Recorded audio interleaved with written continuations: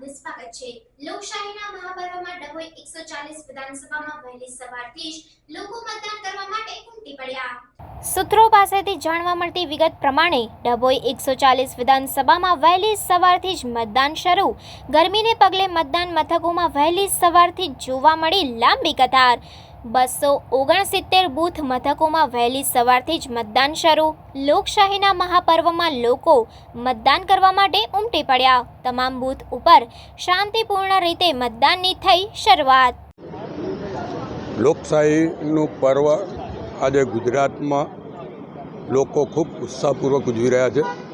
મોટા પ્રમાણમાં સવારે 7 વાગ્યાથી જ મતદાન શરૂ થઈ ગયું છે અને તમામ ગુજરાતીઓ એક જ આશા અપેક્ષા સાથે મતદાન કરી રહ્યા છે કે અમારો એક ગુજરાતી નરેન્દ્ર મોદી ત્રીજી વાર વડાપ્રધાન બનવા જઈ રહ્યા છે અને દેશના ચાણક્ય કહેવાય એવા અમિતભાઈ શાહ ફરીવાર ગાંધીનગરની સીટ પરથી રેકોર્ડ માર્જિનથી જીતવા જઈ રહ્યા છે અને એને લઈને સમગ્ર ગુજરાતમાં 25 સીટ પર ખૂબ મોટા પ્રમાણમાં લોકો મતદાન કરી રહ્યા છે। સુરતની એક સીટ બિનહરીફ જીત્યા છે, ત્યારે 26 સીટો ત્રીજી વાર ભારતીય જનતા પક્ષ મોટા માર્જિનથી જીતવાનું છે।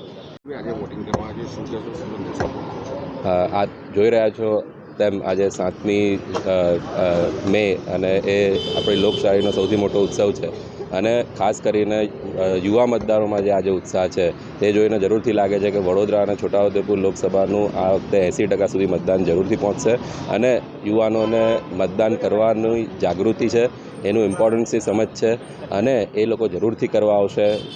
ઉપરથી સરકારે જાહેર રજા જાહેર કરી છે, તેનાથી મતદાન વધુને વધુ વધી રહ્યું છે।